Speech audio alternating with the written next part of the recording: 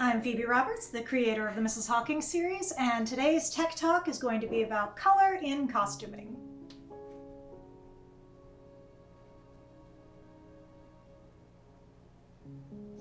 I love costume design as an element of dramatic narrative because it's such a relatable and visually striking way to tell you about the characters and their lives and to send messages about where they are on their journeys. And especially since this is a Victorian show, the setting has such a huge impact on the conditions under which they live and the attitudes and experiences that they have, that, capturing the presence of that world in the clothes that they wear really does a lot to inform, where all of these people are at the various stages of their journey. So this is something that we take a lot of care with when we are putting together a show. There's a lot of different ways that you can use costuming. Even in real life, clothing is communication, and the things that we choose to wear and the context in which we wear them can tell us a whole lot about how people are trying to relate to us and what circumstances they're coming from and how they're trying to communicate their own position in the world. So when you have, artistic control over it the way that you do in a drama, like for a play or a film, you can have even more power to sort of embed messages in the clothes that people choose to wear in any given scene. There are a couple of big things I take into consideration when I'm trying to decide what a character is going to wear in any given scene. The first approach I call the diegetic one. That's the one where you think about the in-universe reasons why any character is wearing any given set of clothes. Some examples might be like, we needed to communicate quickly what Arthur's profession was when we first met him, so he dresses in a very recognizable police constable uniform. Or we tend to make Clara's looks a little bit fancier or more cutting edge for the time period because it tells us about who she is as a person, that she has a little bit more money to spend, and that fashion is a consideration that she makes in her daily dressing. But I also like to think about reasons on what I call the semiotic level, or what messages can we as the artists send to the audience about what they're supposed to understand about the meaning of the story, even if it's not something that the characters would have thought of as they were choosing clothes to get dressed in the morning. Like, if we're trying to draw a really strong contrast between sort of the natures of the characters, they might not have woken up in the morning saying, I need to look as different as possible from the people around me as I can, but we as the artist can choose this stuff to help you as the audience understand that point because it's important to grasping the narrative. Another example is as Mary starts to sort of individuate a little bit more from Mrs. Hawking, she not only wears, street clothes that are different from her maid uniform that we're used to seeing her in, she also specifically starts wearing a vest because we thought we could invest some meaning in that as the emotional rift has come up between her and Mrs. Hawking, she feels the need to be a little bit more closed off and to protect her heart a little bit more, which is some significance that vests don't necessarily have to hold, but something that we have invested into this choice because it creates the vibe that we're going for in their evolving relationship. Again, these are not necessarily things that the characters themselves have chosen, but that we as the artists throw in because they assist us in our goal of making meaning.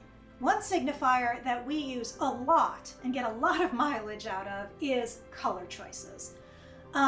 We're on kind of a tight budget, so we can't necessarily always control every detail of the costuming to the degree that we'd like to, but one thing we do have fairly good control over is what color all the characters are wearing. And color has a big payoff in terms of effect on an audience. It has the advantage of being a fairly broad signifier, which theater kind of calls for because it tends to happen at a remove from the audience that's watching it. Even when we put our shows on film, we're trying to capture something of the theatrical experience, so we don't use things like close-ups. And because of that remove, theater tends to use signifiers that are broader rather than more subtle, because those will actually be communicated across that distance. And color has a really big payoff because it's really easy to perceive, even if maybe you're not an expert at reading what's going on a stage, or even if you're not paying perfect attention every single second. So we use color in a lot of ways to convey meanings through costuming. There's a bunch of easy, obvious stuff we're able to do. Like, for example, we tend to assign a particular color to a character these days. This has the advantage of helping you remember who everybody is if you're not able to totally keep track of everybody's name. But you'll tend to be like, oh, the purple one. I remember the purple one. I've seen her before. So it sort of helps you delineate who is who in your head, which is a really big advantage for getting people to follow along with the details of a complicated story. So sometimes when we use colors, we are evoking things that sort of society already associates with those colors. This has the advantage of people already have them in their heads, so we can just sort of tap into them to get those meanings evoked. One big example is that Mrs. Hawking always wears black, and we've discussed how that alludes to her traditions of Victorian widowhood that she's using to her advantage, but we also have a lot of associations with black. It seems appropriate for a stealth character, for a character who is brooding and has sort of preoccupations with dark things the way that she does. So it tells you a lot about what kind of hero Mrs. Hawking is. She's not a sunshine and rainbows type. She's more of a, brooding in the shadows type. But other times we assign meanings to the colors that exist in the context of our story in particular, if not necessarily in other understandings of that color you might have. Like blue is very strongly associated with Mary, and we frequently also put other characters in blue to imply an association or a parallelism with Mary. Sometimes it will be used to denote her allies or people who are on the same page with her. However, you might also notice that the shade of blue is relevant, as when it's colder and icier and paler, it tends to be connected to Mrs. Frost. We'll frequently put Mrs. Frost not just in icy blue costumes, but in icy blue environments to convey that this is a space over which she has control. And when you see her color showing up, it denotes something of her powers. We also use costume colors to suggest lines of demarcation, to make comparisons or contrasts.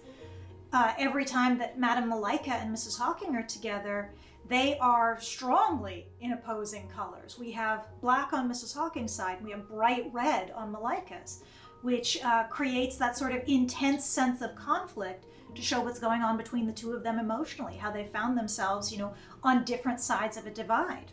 And when we have all four of the women together in Mrs. Frost, you'll notice that each one of them has a distinct hue. This is suggesting that they all come at this from a different perspective, that they're bringing a different personality and different skills. And even though they might need all of these different pieces to make a complete team here, there's also some issues of disparity that they're going to have to overcome if they're going to figure out a way to work together. But we can also use these colors to create associations and connections. We've already mentioned the idea that characters who wear the same color have some sort of connection. And it also can draw really strong attention to changes, like when we have a character who only wears one color for most of the show, suddenly have the introduction of another color into their scheme. There's probably a meaning behind that your attention is being pulled to, so that you notice the difference before and after the introduction of that color. And the associations that color already has in your brain, thanks to what you've already seen over the course of the show, it should help you sort of figure out what we're trying to say without necessarily punching you in the face with it. So these are just a few of the things that we try to do when we use color. It's a really, really effective, really powerful tool. And if you watch Mrs. Frost, coming up on our YouTube channel here at the end of the month, you can see what we mean by these examples, and maybe you'll catch a few others of yourself now that you sort of have the tools that you need in order to interpret some of the stuff that we've put in there.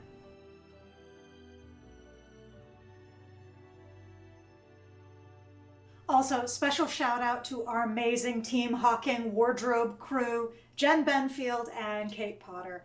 Thank you so much for all of the time, talent, and creativity you put into making everybody look amazing and adding so much meaning to the story.